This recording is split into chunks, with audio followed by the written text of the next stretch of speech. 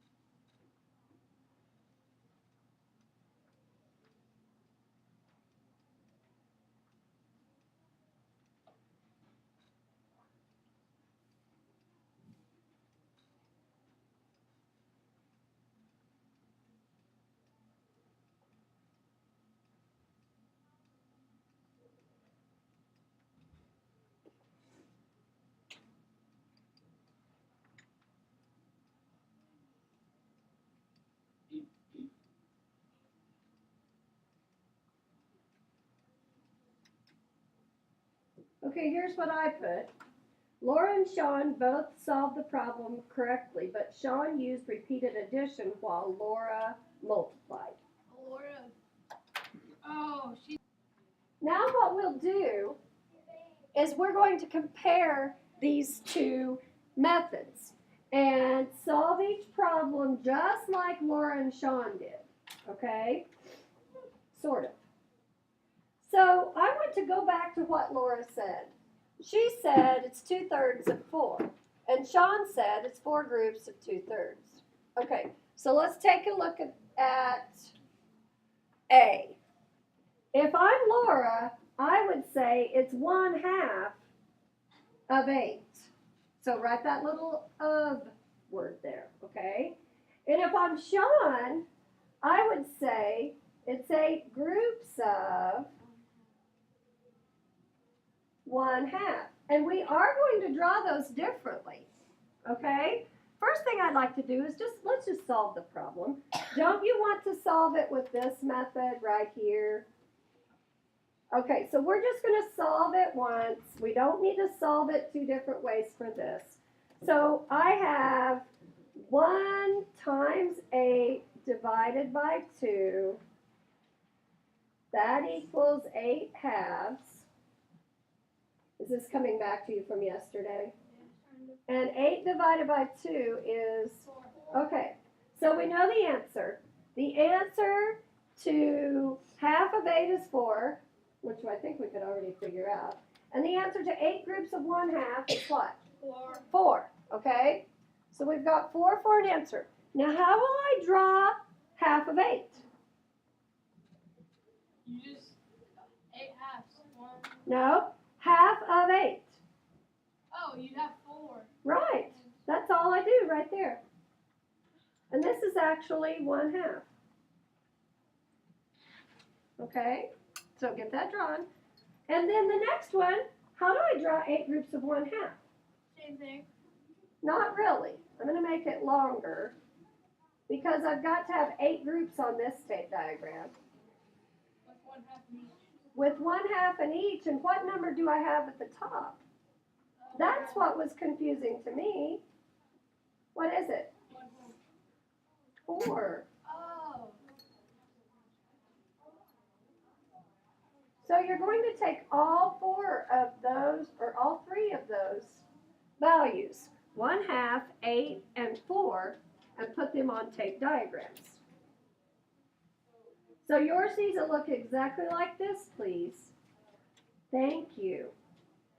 All right, there's just 2 more like this, and then the back is essentially what we're going to do on the exit ticket today. Isaac, can I get you to close the door, please? Yep. Thank you. Okay, so how would Laura say this problem? Just tell me. 3/5 of. Okay, so she would say 3/5 of 10. And how would Sean say 10 times 3/5? 10 groups of 3/5. 10 groups of, good, 3/5. All right, let's solve it. Yesterday when we compared the 3 methods, and I said, the middle one's pretty good, but the last one is the best. Let's use the middle method right here. So 3 times 10 divided by what? 5. Okay. So what is 3 times 10 30. divided by 5? Fair. So 6 is my answer. So go ahead and write 6 both times. Now we'll simply draw it 2 different ways. So I've got 3/5 of 10. So what's my total on this one? 6. 10. Okay. And what's my denominator? 5. And we are going to put a bracket around 3/5. Now, when I get this finished, I should get 6 for my answer. So what number goes in each box on this one? What's 10 divided by 5? 2. Okay. So do I get Yes. 6 for an answer? Yes. Yeah, so I drew it correctly because 3 groups of 2 is 6, okay? It's hard to think of it. That's why I really like how the wording determines your drawing.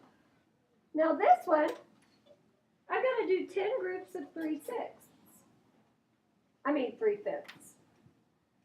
So how many boxes on my tape diagram for this one?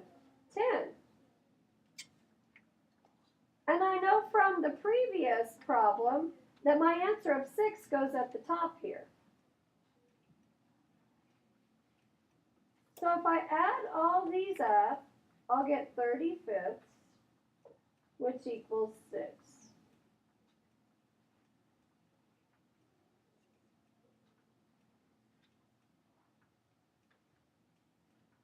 And that's all I draw for that one.